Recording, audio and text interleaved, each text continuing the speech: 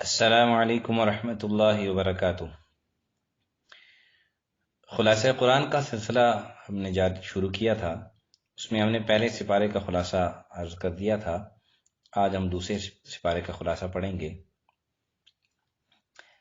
امید ہے کہ پہلے سپارے کا خلاصہ آپ نے اچھے طریقے سے سنا ہوگا، سمجھا ہوگا اور عمل کی نیت سے سنا ہوگا، اور امید ہے کہ آپ کو اس سے ضرور فائدہ بھی حاصل ہوا ہوگا۔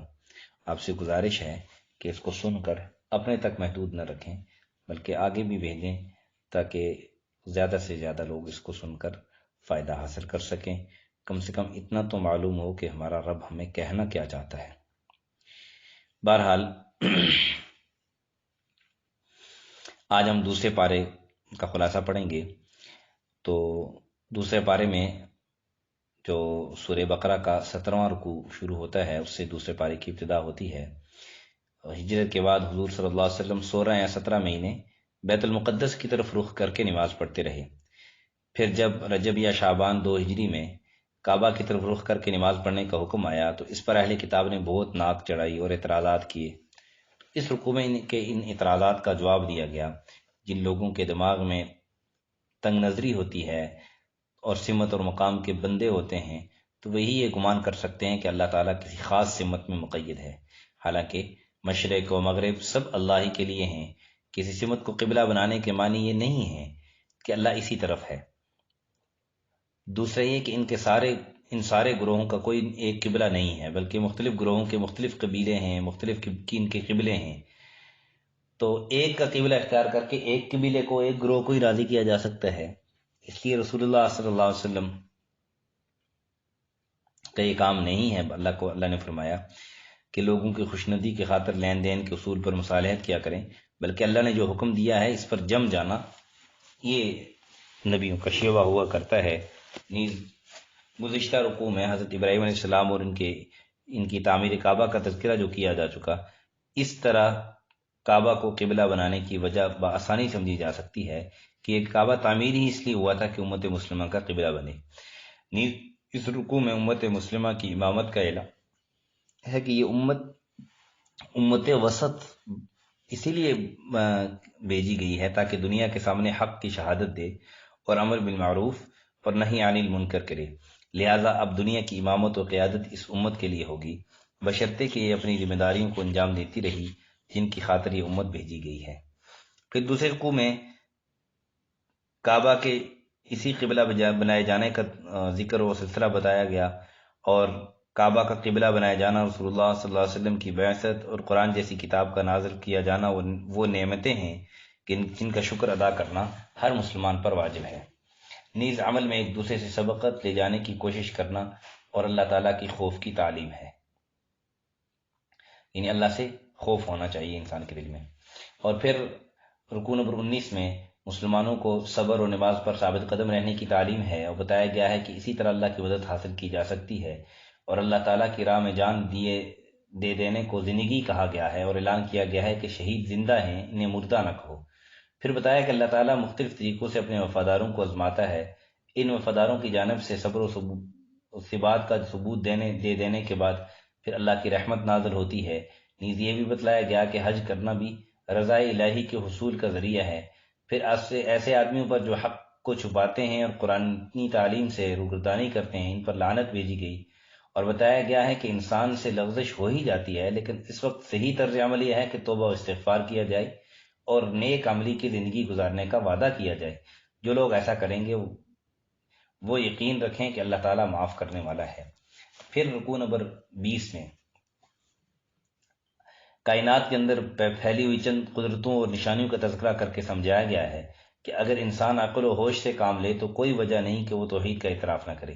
لیکن کتنے ناسمجھ ہیں وہ لوگ جو دن رات اللہ تعالیٰ کی ان قدرتوں اور نشانیوں اور انسانوں پر انعامات الہی کا مشاہدہ کرتے ہیں، اس کے باوجود مخلوق کو اللہ کا شریک مانتے ہیں، اور ان شرکوں سے اتنی محبت رکھتے ہیں جتنی اللہ سے محبت ہونی چاہیے۔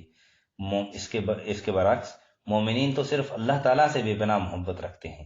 پھر بتایا کہ قیامت میں ان مشرکین کو معلوم ہو جائے گا کہ اللہ کتنی زبردست قوت والا ہے، وہاں کہ ان کے شرکاء کو دم مارنے کی بھی مجال نہ ہوگی، سب ساتھ چھوڑ دیں گے، اور یہ مشرکین حسرتوں اور پشیمانیوں سے ہاتھ ملتے رہ جائیں گے اور جہنم سے نکلنے کی کوئی راہ نہ پائیں گے۔ پھر رکوع نمبر 21 میں چند حرام چیزوں مثلا مردار خون، سور کا گوشت، غیر اللہ کے نام پر پکائی ہوئی چیزوں کا ذکر ہے، اور حکم دیا گیا ہے کہ صرف حلال چیزوں کو اپنا رزق بنانا چاہیے۔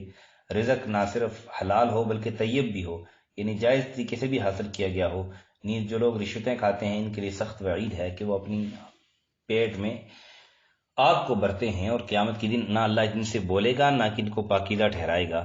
ساتھ ہی جو لوگ اللہ تعالیٰ کے حکموں سے انکار کرتے ہیں ان کے حق میں کہا گیا کہ ان لوگوں نے ہدایت کے عوض گمراہی کو اور اللہ تعالیٰ کی مغفرت کے بدلے عذاب کو خریدا ہے۔ نتیجہ ظاہر ہے کہ ان کے لیے جہنم کا عذاب دردناک ہوگا۔ پھر رکوع نمبر 22 میں نیکی کی حقیقت کو بتلایا گیا کہ نیکیاں تمہارے اپنے تصورات کا نام نہیں ہیں، بلکہ اللہ تعالیٰ جن باتوں کو نیکیاں قرار دیتے ہیں وہی نیکیاں کہلانے کی مستحق ہیں۔ ان میں چند یہ ہیں: اللہ کے رسول صلی اللہ علیہ وسلم، ملائکہ اور اللہ تعالیٰ کی کتابوں پر، یوم آخرت پر ایمان لانا، اللہ کی محبت میں مستحق لوگوں پر مال خرچ کرنا، نماز قائم کرنا، زکوٰۃ دینا، ایفاء عہد کرنا، احکام الہی کی اطاعت میں جو مشکلات اور سختیاں پیش آئیں ان پر صبر کرنا۔ پھر اسلام کے کچھ تعزیری اور فوجداری قوانین کا بیان ہے۔ پھر یہ حکم ہے کہ موت کے وقت قرآن کے اصولوں کے مطابق اپنے مال میں تمہیں وصیت کرنی چاہیے۔ پھر رکوع نمبر 23 میں رمضان کی فضیلت بیان کی گئی کہ یہی وہ مبارک مہینہ ہے جس میں قرآن کریم جیسی کتاب نازل ہوئی، جس نے انسان کو اس کے مجدد شرف سے یعنی اس کے شرف سے آگاہ کیا۔ نیز رمضان کے روزوں کی فرضیت کا اعلان ہے، ان روزوں کا مقصد اظہار تقوی حاصل کرنے کا یہ بہترین نسخہ ہے، یہ بتلایا گیا ہے۔ پھر روزوں سے متعلق مریضوں، مسافروں اور روزوں کے جو مطلقاً طاقت برداشت نہ رکھنے والوں کے لیے رعایتوں کا ذکر ہے کہ مریض جب صحت پا جائیں اور مسافر کا جب سفر ختم ہو جائے تو چھوڑے ہوئے روزے وہ پورے کر سکتے ہیں، اور جو بوڑھے ہیں وہ ہر روزے کے بدلے ایک مسکین کو کھانا دیں۔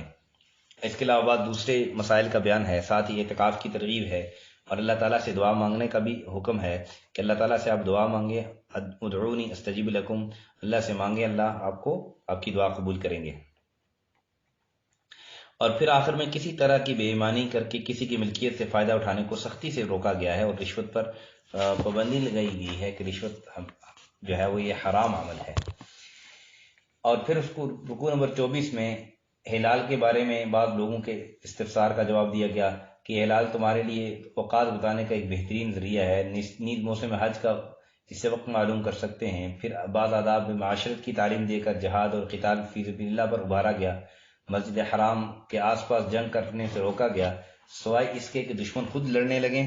اس سلسلے میں حرمت والے مہینوں کی عظمت بیان کی گئی، اور اس کے بعد حج اور عمرے کے احکام بیان کرتے ہوئے ان کے مسائل کا تذکرہ ہے۔ پھر اس کے بعد رکوع نمبر 25 میں حج کی ترغیب دی گئی ہے، حج کے آداب بیان کیے گئے، ضمناً یہ بھی بتایا گیا کہ حج کے زمانے میں وہاں تجارت کی جا سکتی ہے، مگر محض تجارت کی خاطر حج کرنا یہ بہتر نہیں۔ پھر حج کے ایک رکن عرفات میں قیام کا تذکرہ کرتے ہوئے وہاں ذکر الہی کی تعلیم ہے، اس جگہ اللہ تعالیٰ سے دعا کرنے کی ترغیب ہے، ساتھ ہی ایام تشریق کا تذکرہ ہے۔ پھر لڑائی جھگڑائی کرنے والوں پر کی برائیاں بیان کی گئی تاکہ حج کے زمانے میں حرم کے اندر اس کا شدت سے لحاظ رکھا جائے، اور پھر یہ حکم ہے کہ ایمان کے اندر پورے اسلام کے اندر داخل ہو جاؤ۔ پھر رکوع نمبر 26 میں گزشتہ رکوع میں جو کہ اللہ تعالیٰ کی انعامات الہی کا جو بیان تھا جو امت مسلمہ کو ملے ہیں، جنگ و جدال سے روکا گیا تھا، اور بنی اسرائیل پر بھی اللہ تعالیٰ نے انعامات کیے تھے، اور انہیں بھی قتل و غارت گری اور فتنہ فساد سے روکا تھا، مگر انہوں نے اللہ تعالیٰ کی نعمتوں کی نہایت ناقدری کی اور قتل غارت گری اور فتنہ و فساد کو اپنا شیوا بنایا۔ اس لیے اس رکوع میں بنی اسرائیل کا بھی ذکر کیا گیا، اور انہیں جو نعمتیں ملی تھیں ان کا تذکرہ ہے، اور ان کی سرکشیوں کے سبب انہیں جو اللہ تعالیٰ نے سزا دی ان کا بیان ہے۔ اور اسی طرح مسلمانوں کو متنبہ کیا جا رہا ہے کہ دیکھو تم بنی اسرائیل کی طرح اللہ تعالیٰ کی نعمتوں کی ناشکری اور ناقدری نہ کرنا، قتل و غارت گری اور فتنہ و فساد میں مبتلا نہ ہونا۔ پھر بتایا گیا کہ مسلمانوں کی آزمائش ہوگی اور شدید آزمائش ہوگی، کیونکہ جنت کا حاصل کرنا کوئی بچوں کا کھیل نہیں ہے۔ جب صبر و استقامت کا ثبوت دے دو گے تب اللہ کی مدد آئے گی، اور پھر تم پر آسمان کی طرف سے اللہ تعالیٰ اپنی برکتیں نازل کریں گے، زمین اپنے خزانے اگل دے گی، اور آخرت میں جنت اور اس کی نعمتوں کے وارث تم ہوگے۔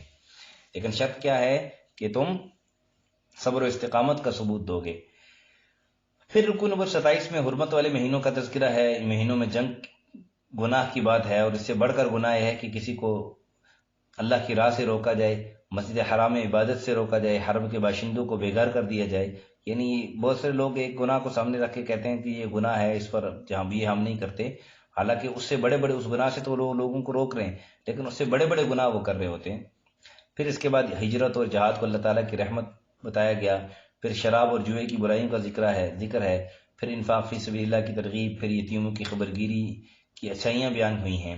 پھر مومنوں اور مشرکہ عورتوں کے درمیان درجوں میں جو فرق کو واضح کرتے ہوئے کہا گیا کہ ایماندار جو عورت ہے وہ مشرک عورت سے زیادہ، ایماندار لونڈی مشرک آزاد عورت سے زیادہ بہتر ہے. اسی طرح مومن اور مشرک مردوں کے مرتبے میں جو فرق ہے وہ ظاہر کیا گیا. پھر اس کے بعد رکوع نمبر 28 میں زیادہ تر عورتوں کے متعلق مسائل بیان کیے گئے کہ ان کے مخصوص دنوں میں ان سے مباشرت جائز نہیں، طہارت کے بعد یہ قربت ان کی جائز ہے، اور یہ مطلقہ عورت کی عدت 3 حیض ہے، اور اگر مطلقہ حاملہ ہو تو وضع حمل ہے، چاہے اس کی مدت جو بھی ہو. اسی اسنا میں پھر ہر قسم کی اہمیت کا ذکر کرتے ہوئے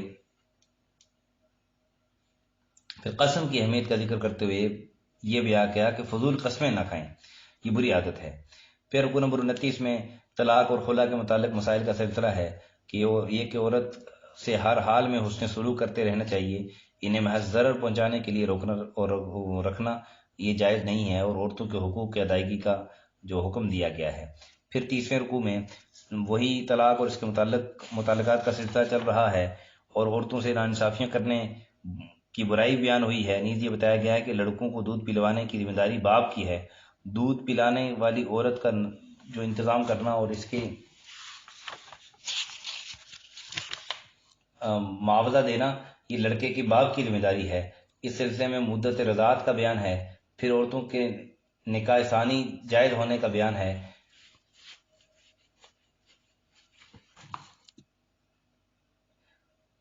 کہ اگر وہ طلاق یا شوہر کے مرنے کے بعد عدت پوری کر کے دوسرا نکاح کرنا چاہیں تو کر سکتی ہیں.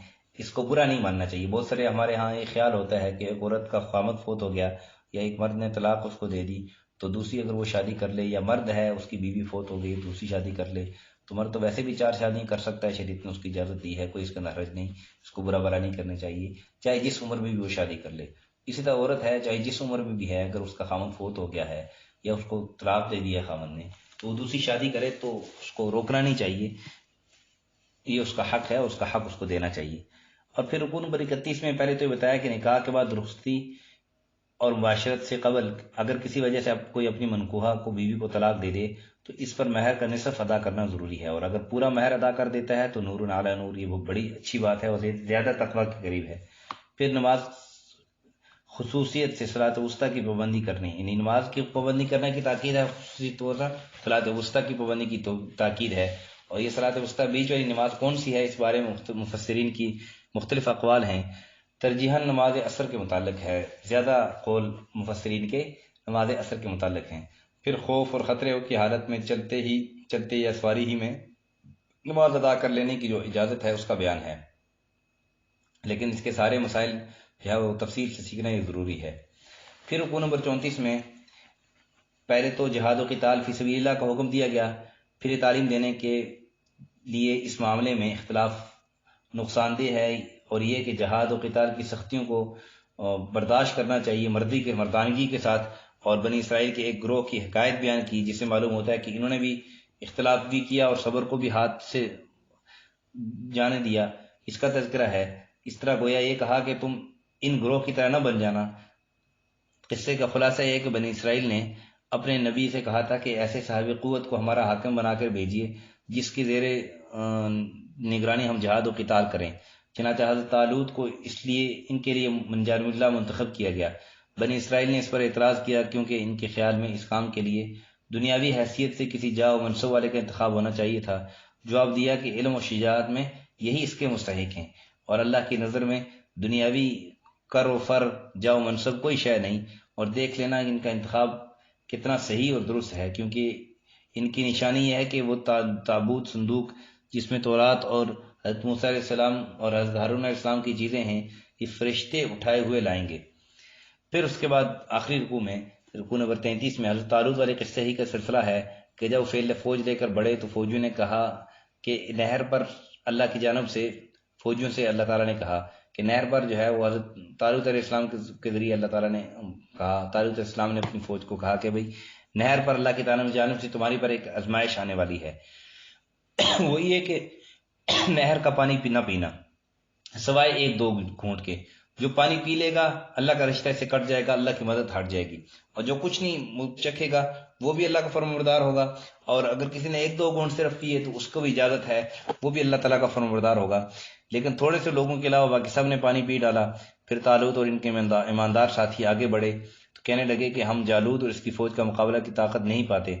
اس پر ان لوگوں نے جو آخرت پر یقین رکھتے ہیں کہا کہ بسا اوقات یہ ہوتا ہے کہ اللہ کی مدد سے چھوٹی جماعت بڑی جماعت پر غالب آ جاتی ہے، شرط یہ ہے کہ آپ صبر و استقامت رکھیں۔